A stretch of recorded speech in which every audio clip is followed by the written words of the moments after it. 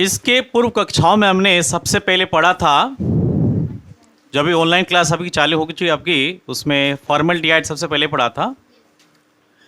फिर उसके बाद हम लोगों ने एस्टल्डिहाइड पढ़ा और आज बारी है बेंजल्डिहाइड की। ठीक है, तो चलिए स्टार्ट करते हैं बेंजल्डिहाइड का चैप्टर। तो सबसे पहले बेंजल्डिहाइड का सूत्र क्या होता है ये हमें जानना चाहिए, जो हमने वहाँ लिखा भी है। C6H5CHO। जैसा कि हम जानते हैं CHO क्या है, एल्डिहाइड ग्रुप को सूचित करता है। किस ग्रुप को? एल्डिहाइड ग्रुप को। ठीक है,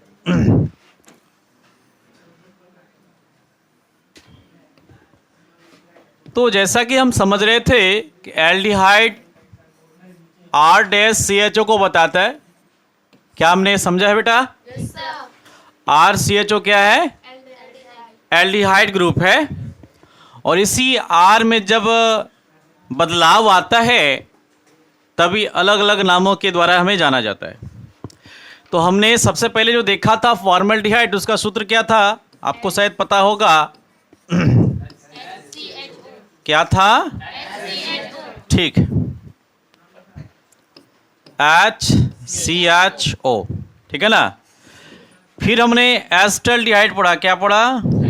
एसिटल्डिहाइड, जिसका सूत्र क्या था?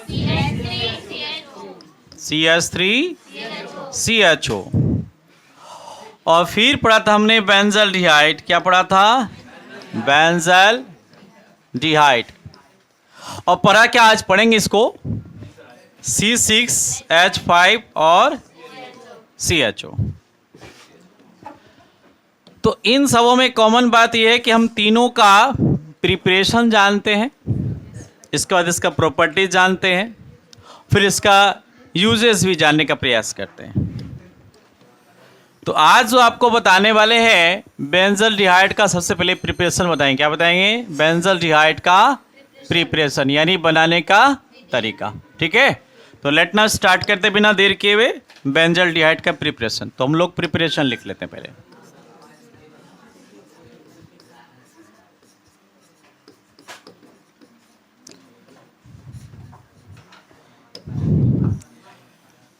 प्रिपरेशन,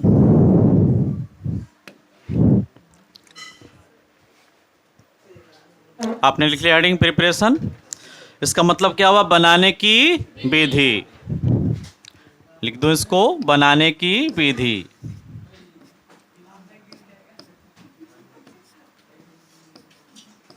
बनाने की विधि। विधि मतलब प्रक्रिया होता है। विधि मतलब क्या हुआ? प्रक्रिया, किस तरह से बनाया जा सकता है। और इस एरोस को हम लोग आगे कर लेते हैं ऐसे।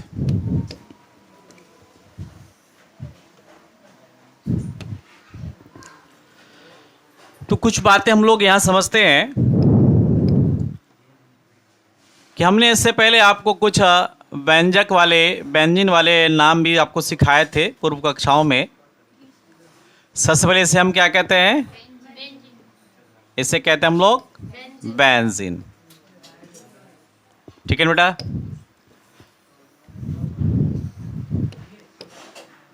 अब इसमें हम कुछ और भी ऐड करेंगे। हमने यहाँ ClH कर दिया, ये क्या हो गया? क्लोरोबेंजीन हो गया।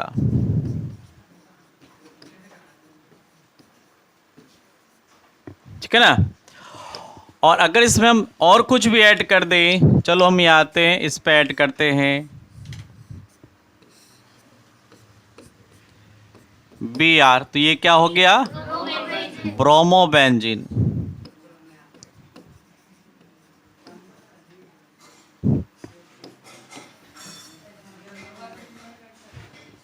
अगर यहां मैं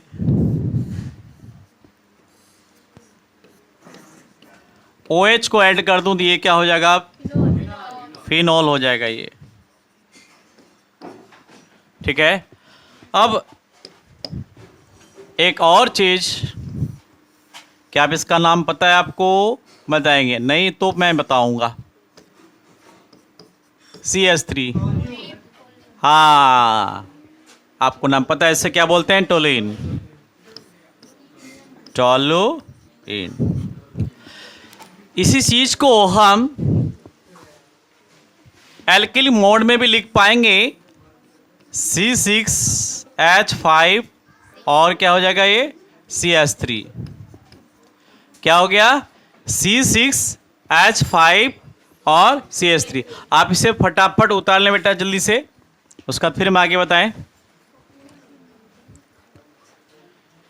हम बार बार बता चुके ये केमिस्ट्री के ABCD हैं, तीन अभी जितना जल्दी हो, जितने ज़्यादा हो, आप हमेशा प्रैक्टिस करते रहें। ये आपको बहुत फायदेमंद देने वाली चीज़ है। आपके पास 10 सेकंड है, जल्दी से उतार लीजिए।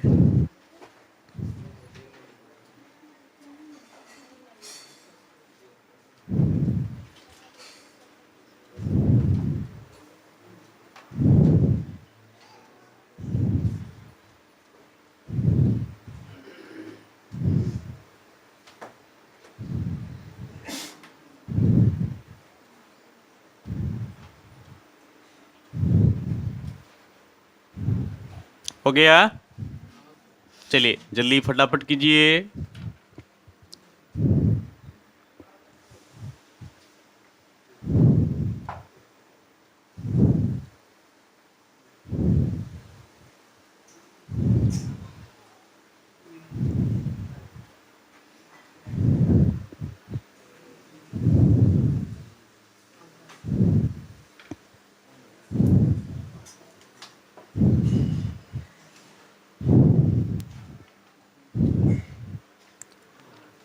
हमें खुशी है कि आप लोगों ने, जो मैंने कल बोला था कि आप वीडियो देखेंगे, तो आप लोगों ने वीडियो देखा है और घंटे भरे हैं बेटा।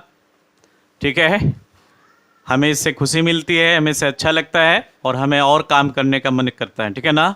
इसी प्रकार से आप ज़रूर वीडियो को देखें, उससे आपको सीखने को बहुत कुछ मिलेगा और आप ही के लिए हमने ये सब किया है। ठीक है?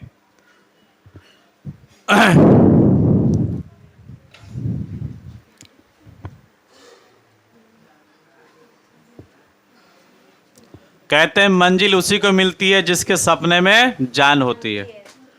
तो बेटा मंजिल आपको मिलेगी, आप तैयारी करें ढंग से।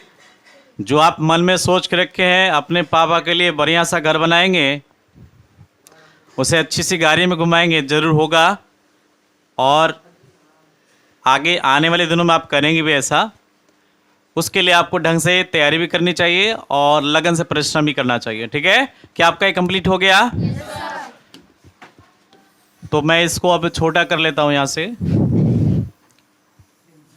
तो अभी हमें क्या बनाना बेटा? बेंजल्डिहाइड। क्या बनाना है? बेंजल्डिहाइड।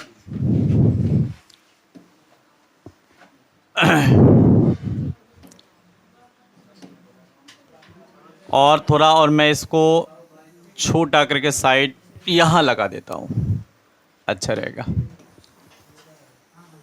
और एक एक करके इधर लेके आ जाता हूँ।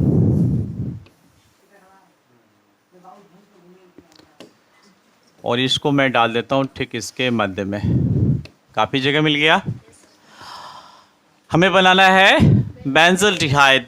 और बेंजल्डिहाइड बनाने के क्रम में जब भी मैं कुछ नया आपको कंपाउंड बताता हूँ तो उसका यूजेस भी आपको बताता हूँ। जैसे आज मैंने एक नया कंपाउंड आपके लिए तैयार किया, हालांकि मैंने इसकी चर्चा पिछले दिन की थी, और सॉरी यहाँ नहीं, यहाँ पर टोलुइन। किसकी चर्चा की थी? टोलुइन की। और आज इसी टोलुइन की मदद से हम लोग बनाने वाले हैं बेंजल्डिहाइड। तो टोलुइन का जो सूत्र है वो आप देख लीजिए, वहाँ पे क्या लिखा है? C6H5CH3। ठीक है ना बेटा? और इस टोलुइन का हमें आंशिक ऑक्सीकरण करना है। कैसा ऑक्सीकरण है? आंशिक। आंशिक मतलब थोड़ा सा होता है। ठीक है? और ऑक्सीकरण करने के लिए हमें O का इस्तेमाल करते हैं। ठीक है ना? और ऑक्सीजन को हमेशा एरो मार्क के ऊपर दिखाया जाता है, लेकिन यहाँ पर नहीं दिखाया जा रहा है। उसका रीजन है कि हमें यहाँ एक कैटलिस्ट भी चाहिए। क्या चाहिए?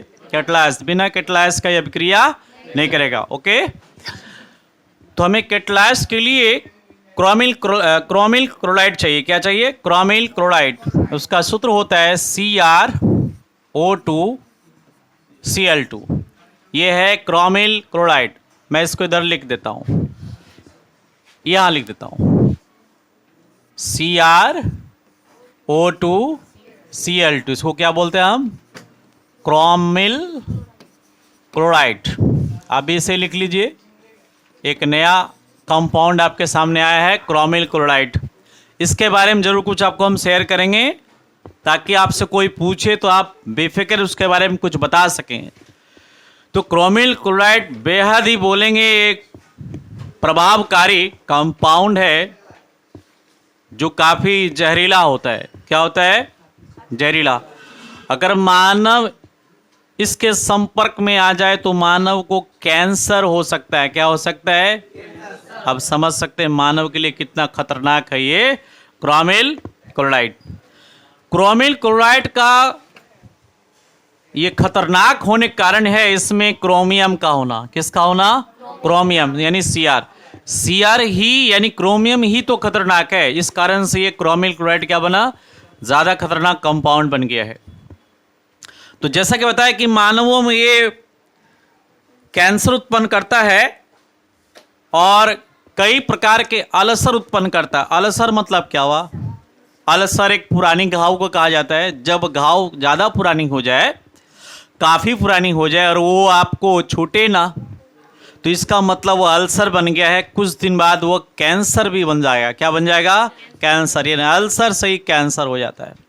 जिससे हम लोग बोलते हैं आंत का कैंसर। जैसे शराबी लोग शराब पीते हैं ना बेटा, तो अगर लगातार 2 से 3 साल तक वो शराब पीते रहे, हर रोज ड्रिंक करते रहें, रोज उसका पैमाना बन जाए, और मान के चलो रोज वो 200 ml 300 ml शराब पी रहे हैं, तो अल्कोहल की मात्रा ज़्यादा हो रही है, तो सबसे पहले वो छोटी आंत बड़ी आंत दोनों को डैमेज कर देता है, और डैमेज करके वहाँ घाव उत्पन्न करता है। क्या उत्पन्न करता है? घाव। और वो घाव ही कहलाता है अल्सर। क्या कहलाता है? अल्सर। अधिकतर ये आंत की बीमारी होती है, और शराबी को ये बात की पता नहीं होती उसके शरीर में क्या हो रहा है। अगर वो शराब पीना छोड़ दे, भोजन का पाचन भी वह प्रक्रिया बंद हो जाती है, क्योंकि भोजन पचित भी नहीं हो पाता है। ये शराब होता है इतना खराब। तो हमें शराब से बचनी चाहिए, क्योंकि आंत की बीमारी उत्पन्न करता है। और शराब पीना आप छोड़ देंगे, यानी जिस व्यक्ति को शराब पीने की आदत है, अगर वो शराब पीना छोड़ दे तो कुछ दिन बाद ये घाव ज़्यादा प्रभावशाली होगा, और वो उसका जो उदर है, पेट है, वो फूल जाएगा, और कुछ दिन बाद उसकी देहांत निश्चित है। ठीक है ना? शरीर में पानी भरना भी इसी प्रक्रिया में सम्मिलित होता है। ठीक है? तो आगे से ऐसे व्यक्ति जो शराब का रोज सेवन करते हैं, उनको जरा सचेत कीजिए, उनको सावधान कीजिए, क्योंकि जो जानते हैं उनको अगर किसी और की जान बचा ले तो ज़्यादा अच्छा होता है। अगर आप ऐसा नहीं करते तो आप अच्छे इंसान नहीं हैं। ठीक है? बताने की कोशिश करनी चाहिए वो शराब छोड़ दे। ओके, आगे हमने यहाँ बताया क्रोमियम क्लोराइड। आप समझ गए होंगे क्रोमियम क्लोराइड कितना खतरनाक है, और इससे बचने की प्रक्रिया ये है कि जब भी इस कंपाउंड को आप प्रयोगशाला में जब जाए, केमिस्ट्री की लेबोरेटरी, तो इस कंपाउंड से जरा दूर हट के रहे, और जब भी जाएं तो हाँ प्लास्टिक का ग्लव्स या फिर कोई विशेष दस्ताना पहन के ही जाए, नहीं तो फिर आपको दिक्कत हो सकती है। ठीक है?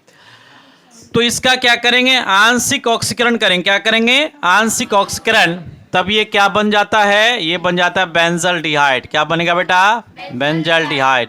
जो कि बनाना तो हमको यही है। अब हम यहाँ चेक करेंगे क्या कुछ रेस्ट मिलता है कि नहीं मिलता है हमें। ठीक है? तो मिला लें, एक बार मिलाते हैं एक बार। चलो यहाँ हम कलर चेंज कर लूँ, अब मिलाता हूँ। क्या ये C6 इधर है? क्या C5 भी इधर है? H5। और क्या ये देखो H3 एक्स्ट्रा यहाँ दिख रहा है, और यहाँ पर क्या दिख रहा है आपको? H। तो यानी 2 H आपके पास बच रहा है। ऑक्सीजन आपके पास यहाँ एक है, यहाँ भी एक है, तो ऑक्सीजन हम यहाँ बढ़ा देते हैं, 2 ऑक्सीजन कर लेते हैं। कितना कर लेते हैं? 2 ऑक्सीजन कर लेते हैं। अब यहाँ देखो 2 ऑक्सीजन क्यों किया, उसका रीजन अभी तुरंत समझ में आ जाएगा आपको। कार्बन मिलाते हैं। कार्बन देखो यहाँ 6 था, 6 मिल गया। ये अतिरिक्त कार्बन यहाँ है, यहाँ भी मिला लीजिए। ठीक है? तो टोटल कार्बन कितने हो गए? 7। इधर भी कितना हो गया? 7। कार्बन तो ओके है।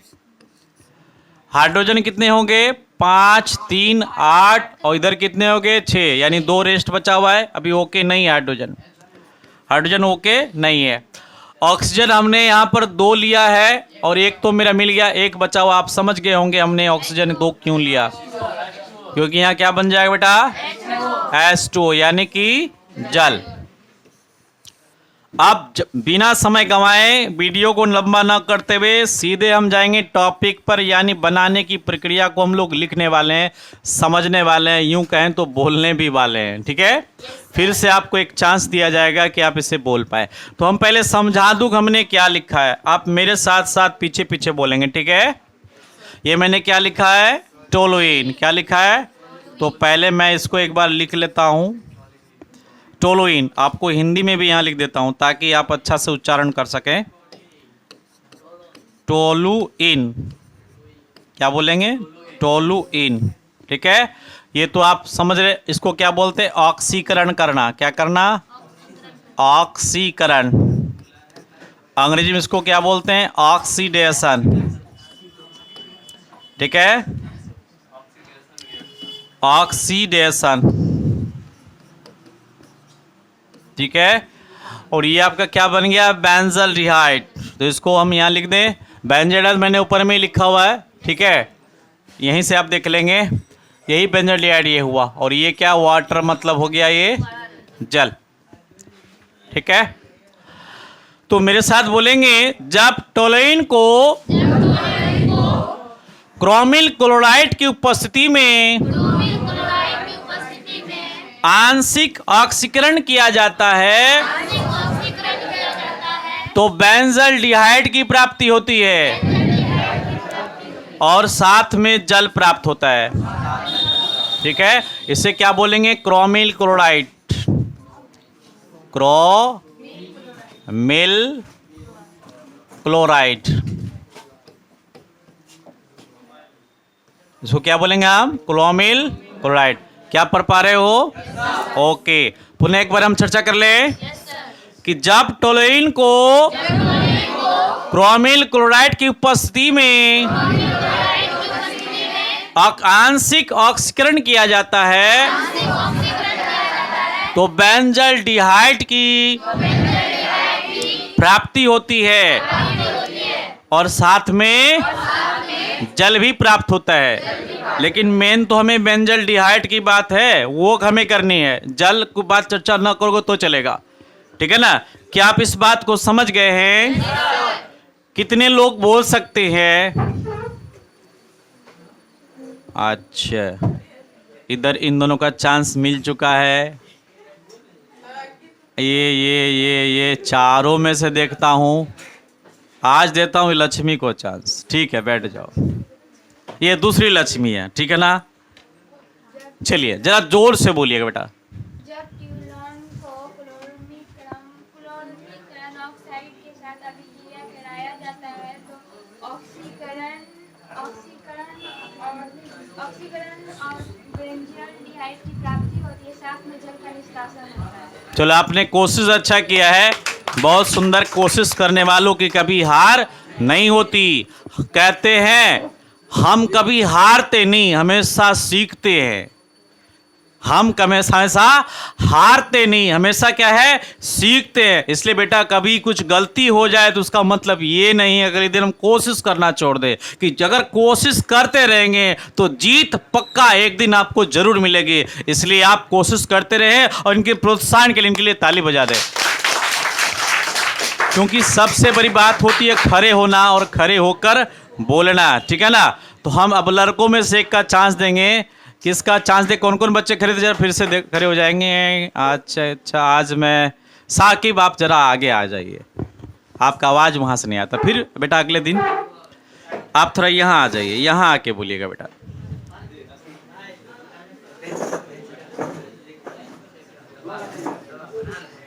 आगे आ जाइए जी, बोलिए बोलिए आप। जब टोलुइन को क्रोमिल क्लोराइड की उपस्थिति में आंशिक ऑक्सीकरण किया जाता है तब हमें बेंजल्डिहाइड की प्राप्ति होती है और साथ में जल का निष्कासन होता है। वाह, बहुत सुंदर, बहुत सुंदर, एक चांस से बोल दिया। ठीक है बेटा, बैठ जाइए। तो क्या हम लोग इसको अब लिख लें? yes, चलो ठीक है, लिखते हैं फिर।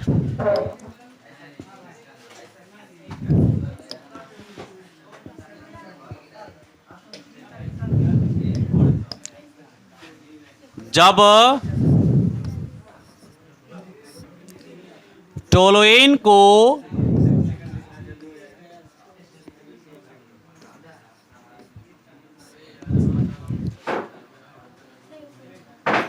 CrO2Cl2 की उपस्थिति में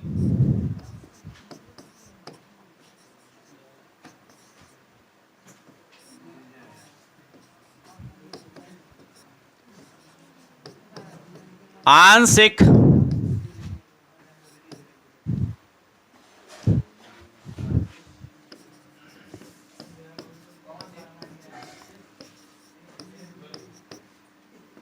ऑक्सीकरण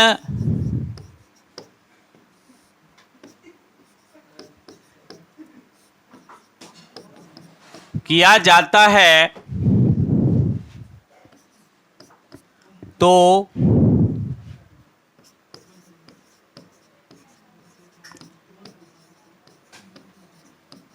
बेंजल्डिहाइड की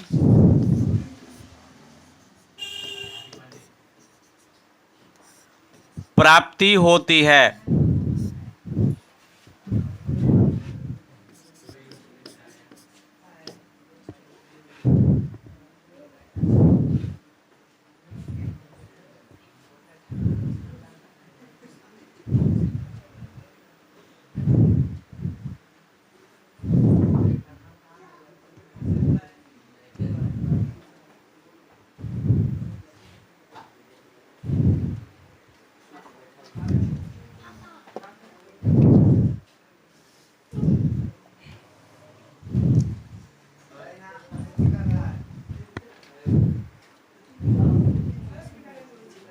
हो गया बेटा? हो गया सबका? अब जो है ना ये वाले चीज को हम ऊपर ले आएंगे और समीकरण को नीचे लेके आएंगे, ठीक है? इसको हम यहां से कर लेते हैं कॉपी और फिर इसको करते हैं यहां से डिलीट और इस वाले फैक्ट को हम लोग कर लेते हैं अब नीचे।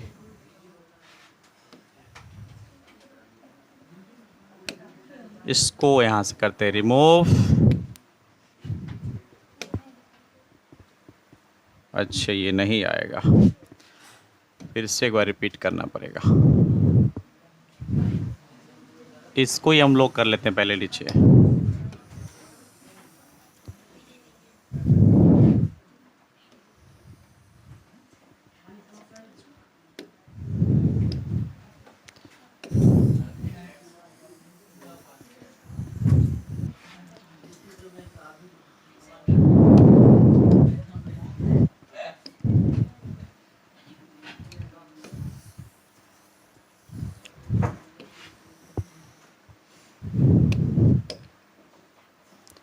अब हम लोगों ने यहाँ पर प्रिपरेशन समझ लिया है। अब बारी किसकी है बेटा? प्रॉपर्टीज की। क्या प्रिपरेशन में हमको कोई दिक्कत? Anybody? Okay. Properties, properties means क्या हुआ? गुण। प्रॉपर्टीज मतलब क्या हुआ? गुण, यानी कि हम लोग अब बेंजल्डिहाइड के गुण को भी जानेंगे, समझेंगे कि बेंजल्डिहाइड कैसा होता है। तो सबसे पहले हम लोगों ने कल पढ़ा था कि फॉर्मल्डिहाइड कैसा होता है, तो रंगहीन होता है। फिर एस्टल्डिहाइड के बारे में पढ़ा था, एस्टल्डिहाइड क्या होता है, ये भी रंगहीन होता है। फॉर्मल्डिहाइड गैस है बेटा, फॉर्मल्डिहाइड क्या है? गैस है। और एस्टल्डिहाइड क्या है? द्रव है। क्या है? द्रव है, और ये भी रंगहीन होता है। और अब बात करेंगे बेंजल्डिहाइड का। तीसरे में भी कॉमन एक बात है, ये भी क्या होता है? रंगहीन होता है। ये भी क्या होता है? रंगहीन, लेकिन ये है द्रव। क्या है? द्रव। तो फॉर्मल्डिहाइड क्या होता है? एल्डिहाइड के ग्रुप का पहला ऐसा यौगिक है जो गैसीय अवस्था में होती है। क्या अवस्था में? गैसीय। उसके बाद एस्टल्डिहाइड और बेंजल्डिहाइड दोनों किस अवस्था में होते हैं? द्रव अवस्था में होते हैं। तो एक पॉइंट आपने यहाँ क्लियर कर लिया है, बहुत अच्छा सा पॉइंट, कि बेंजल्डिहाइड क्या होते हैं? कमरे के ताप पर द्रव अवस्था में होते हैं, और साथ में क्या होते हैं, रंगहीन होते हैं। क्या होते हैं, कोई डाउट इसमें? No sir. तो लिख लीजिए, लिखो ये रंगहीन, ये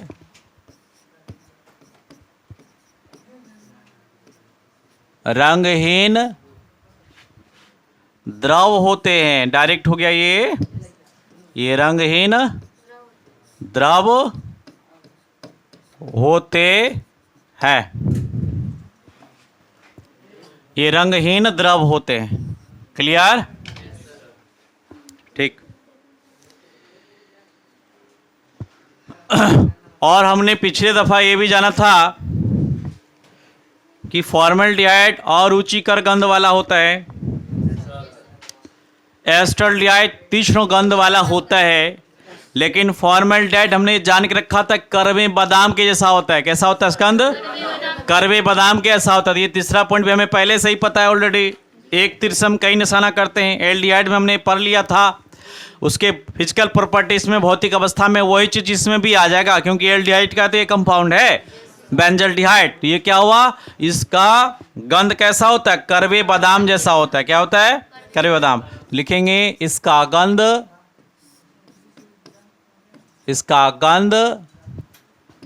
कड़वे बादाम के जैसा होता है।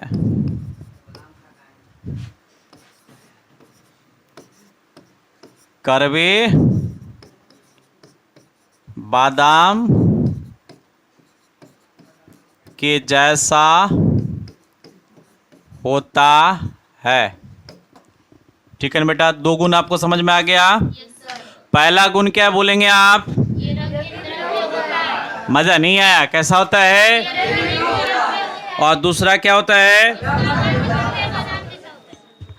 अब आएंगे बेंजल्डिहाइड के अगले गुण में, क्योंकि ये ऐसा है कि एराइल ग्रुप में आता है। किस ग्रुप में?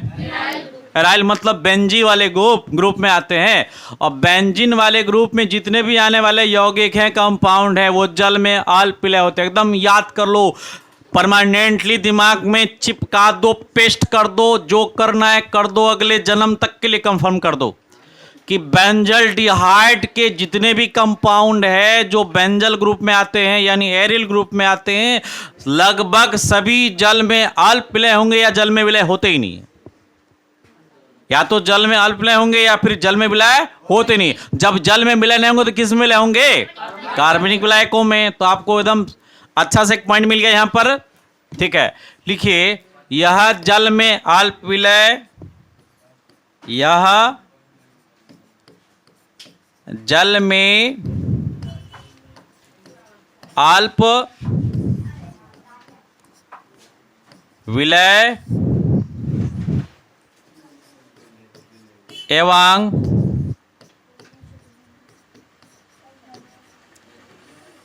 कार्बनिक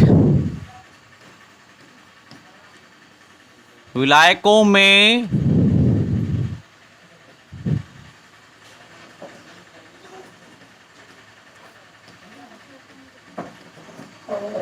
पूर्ण विलय होता है।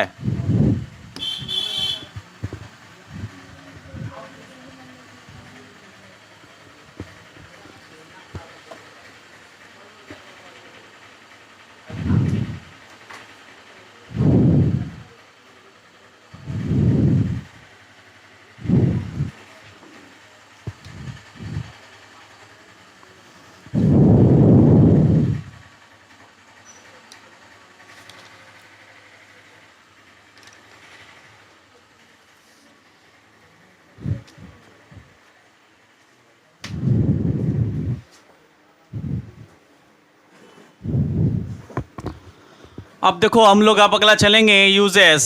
किस में? यूजेस में चलेंगे। लिखते हैं यूजेस।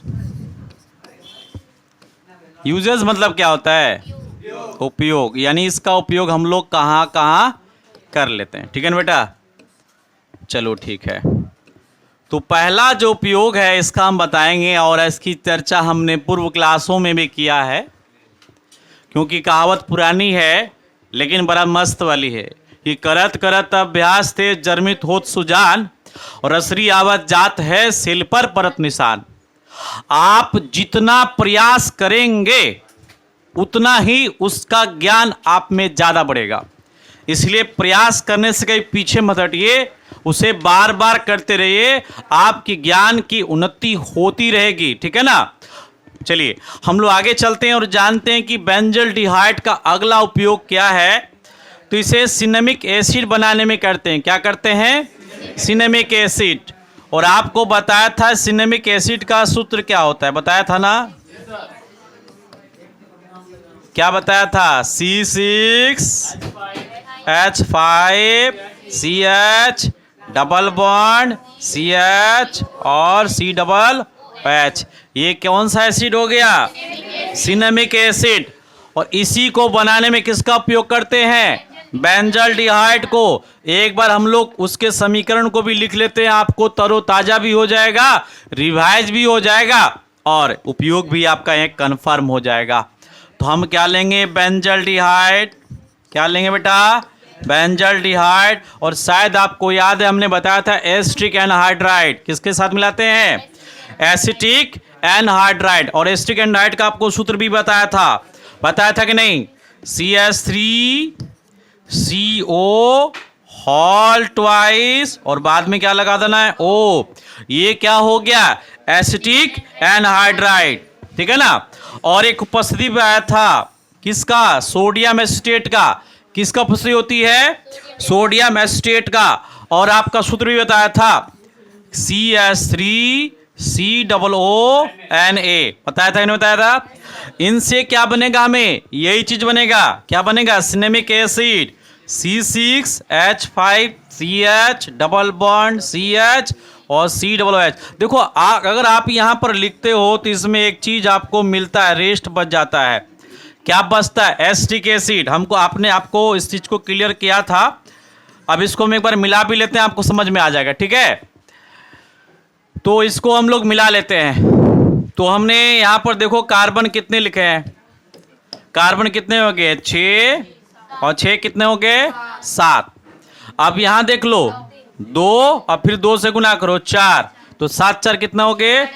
कार्बन की संख्या इधर हो गई 11। अब यहां देख लो 6 और 1 7, 7 1 8 1 9 1 10 1 मिल गया 11। कार्बन कंप्लीट हो गया बेटा। अब हाइड्रोजन देखते हैं 5 और कितना हो गया? 6 और 6 6 12, क्योंकि 3 दूना 6 हो जाएगा यहाँ पर। इधर हाइड्रोजन कितने हो गए? 12। अब इधर आप चेक कर लो 5 और 1 6 6 2 8 8 4, क्या ये भी कंप्लीट हो गया? अब क्या बच गया? कार्बन हाइड्रोजन, फिर कार्बन हाइड्रोजन कंप्लीट हो गया। बचा ऑक्सीजन। ऑक्सीजन कितना है यहाँ पर? 1। और इधर कितना हो गया? 2 और 1 3 और 1 4। ऑक्सीजन हो गए इधर आपके 4। अब इधर देख लेते हैं 2 और 2 कितने हो गए? 4। और कुछ बचा है बेटा? तो ये हमने रिवाइज भी कर लिया। तो आप मेरे साथ बोलेंगे तो क्या हो जाएगा? जब बेंजल्डिहाइड को, किसको? ये क्या चीज है? Sodium acetate. क्या है? जब बेंजल्डिहाइड को सोडियम एसिटेट की उपस्थिति में एसिटिक एनहाइड्राइड के साथ अभिक्रिया करवाते हैं तो सिनेमिक एसिड की प्राप्ति होती है और साथ ही साथ एसिटिक एसिड की भी प्राप्ति होती है। तो यहां मैंने आपको अभिक्रिया ही बता दिया। एक तीर से दो निशाना, पिछले बार पढ़ चुके थे, फिर से एक बार रिपीट कर लिया। इसका भी उपयोग हो गया, उसका भी रिवाइज हो गया। क्या ताली तो बजनी चाहिए ना बेटा? ओके, तो घर में जाके भी इसको जरूर देखें वीडियोस को, आपको बहुत आनंद आएगा और ज्यादा समझ में आएगी बातें। ठीक है, तो हम यहां लिख लेते हैं अब जो बातें हमको लिखना है। ठीक है, लिखिए। थोड़ा मैं इसको नीचे कर लेता हूं ताकि हम इसको बढ़िया से लिख सके। ए यहां लिख लिया और इस समीकरण को थोड़ा सा साइड कर लेता हूं। आजा बेटा, आजा आजा आजा। यस यस यस, चलो ठीक है। इसको बिठा के यहाँ रख लेता हूँ। ये यहाँ आ गया।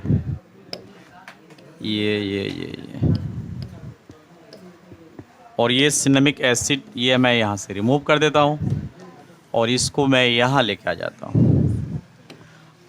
तो क्या लिखेंगे, जब 1 नंबर गुण में क्या लिखेंगे, जब बेंजल्डिहाइड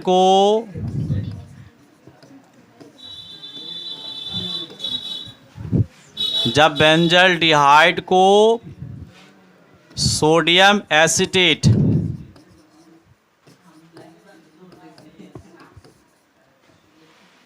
की उपस्थिति में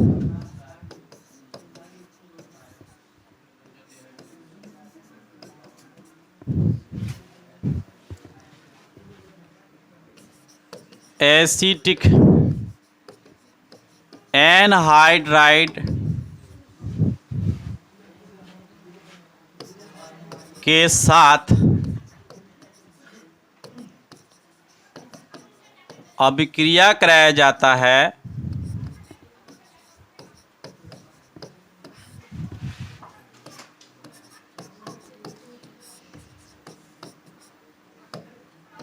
तो सिनेमिक एसिड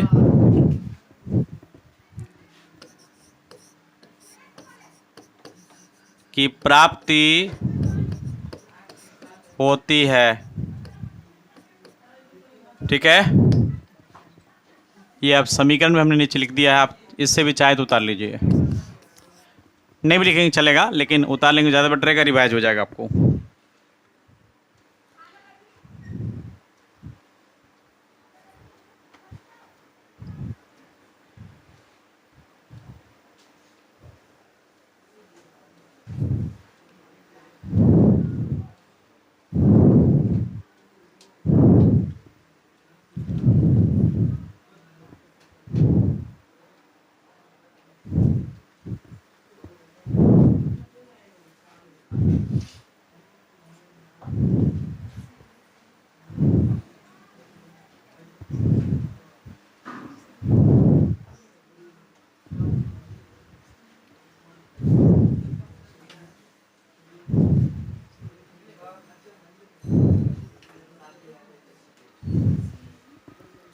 हो गया।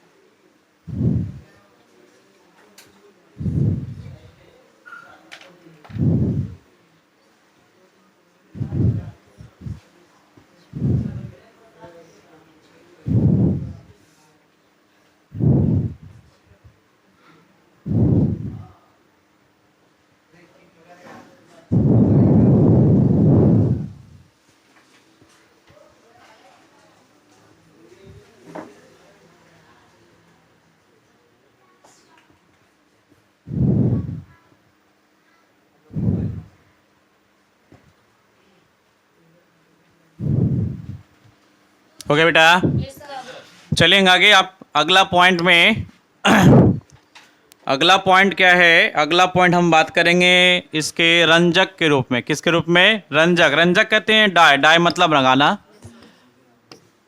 आपने बुरे बुजुर्ग जो कि 40 साल टप गए, मैं भी टपने वाला हूँ, ठीक है, और लगभग टप ही गया समझ ले। तो बाल पक जाते हैं और पके बाल थोड़े से ख़राब लगते हैं कितने व्यक्तियों को, हमको ज़्यादा ख़राब नहीं लगता है लेकिन किचन को लगता है।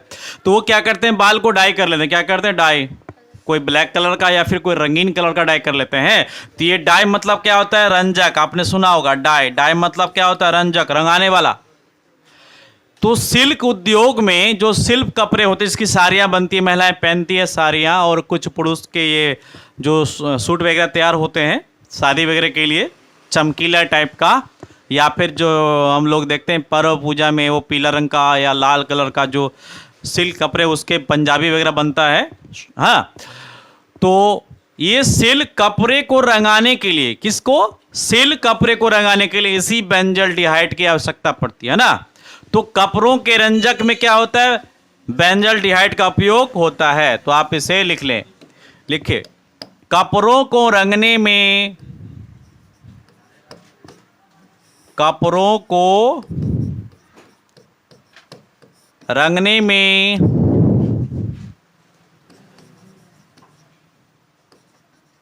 बेंजल्डिहाइड का उपयोग होता है।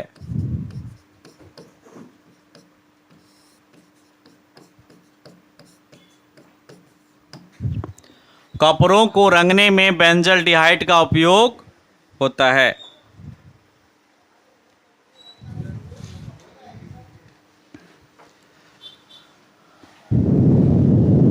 हो गया बेटा? और बेंजल्डिहाइड का एक और खास प्रयोग भी है। आपने चेरी सुना है? चेरी खाया कभी? कि कैसा साइज का होता है ये? छोटा होता है। वो बड़ा वाला जो आपका ये बैर है, बड़ा वाला जो साइज कमली बैर जो आता है बड़ा वाला, उसी के साइज का होता है। मतलब उसके जैसा होता है, जैसा भी मत बोलो, थोड़ा थोड़ा सेब वैसा है लेकिन छोटा ऐसा होता है। यानी छोटा वाला सेब बोलो ज़्यादा अच्छा रहेगा। सेब, छोटा वाला सेब आकृति में, ठीक है? वैसा ये खट्टा मीठा होता है। कैसा होता है? थोड़ा खट्टा भी लगेगा, मीठा भी लगेगा, ठीक है ना?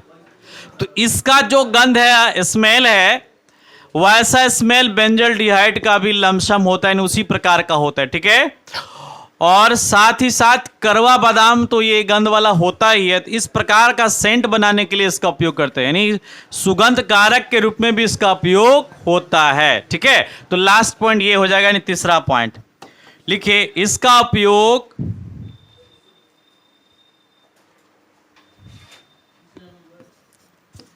हाँ, तीसरा नंबर, इसका उपयोग सुगंध कारक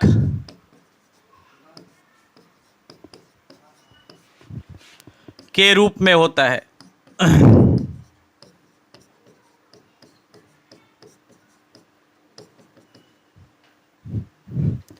इसका उपयोग सुगंध कारक के रूप में होता है,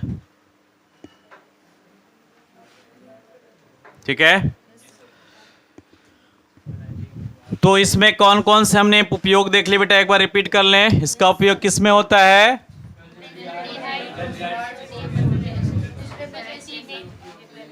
सीधी सी बात बोलेंगे, बेंजल्डिहाइड का उपयोग सिनेमिक एसिड बनाने में होता है। बाकी हमने इसका प्रिपरेशन में यहाँ इंक्लूड कर दिया, तो आपको ये अच्छा कर देगा, काम को बढ़िया कर देगा, ठीक है? दूसरा हो गया, कपड़ों को रंगने में बेंजल्डिहाइड का उपयोग होता है। और किस उद्योग में होता है? तो सिल्क उद्योग में होता है। किसमें? सिल्क उद्योग में। चलिए ठीक है।